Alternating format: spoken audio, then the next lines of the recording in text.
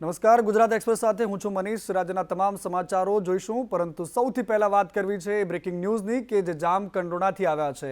જામકંડોળા અને ઉપલેટાને જોડતો કોઝવે તૂટી ગયો છે। સમગ્ર પંથકમાં ભારે વરસાદ વરસી રહ્યો છે।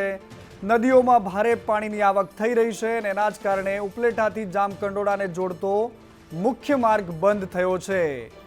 આ દ્રશ્યો જામકંડોળાના છે। કોઝવે તૂટી જતા અનેક ગામના લોકોને અસર થશે। જામકંડોળા અને ઉપલેટાને આ જોડતો કોઝવે છે અને ભારે વરસાદના કારણે આ કોઝવે તૂટી ગયો છે। ફોનલાઈન પર મારા સહયોગી અલ્પેશ ત્રિવેદી જોડાયા છે। અલ્પેશ, આ કોઝવે તૂટ્યો છે, ક્યારે બનાવવામાં આવ્યો તો કોઝવે? સૌથી પહેલા તો એ જણાવો।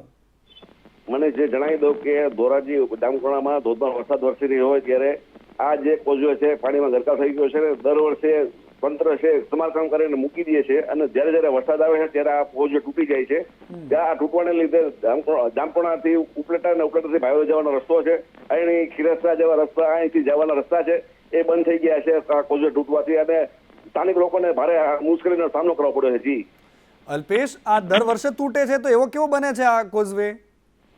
તંત્રની બેદરકારી હિસાબે આ કોઝવે સમારકામ માટી સમારકામ કરીને મનમાની લે છે અને લોકો અનેક વખત રજૂઆત કરે છે તો તંત્ર કઈ ધ્યાન દેતું અને દર વર્ષે વરસાદ આવે અને આ તૂટી જાય છે। સર, ઠીક છે અલ્પેશ, વધુ માહિતી માટે આપના સંપર્કમાં રહીશું। પરંતુ આ પ્રકારની પરિસ્થિતિ દરેક નાના મોટા ગામડાઓમાં હોય છે, જ્યાં થીંગડા મારવામાં આવે છે કોઝવેને। નાના નાના બ્રિજ હોય છે જે એકથી બીજા ગામને જોડે છે। આ સમસ્યા કદાચ શહેરમાં એસી કેબિનમાં બેઠેલા આ બાબુઓને અને નેતાઓને નહીં સમજાય।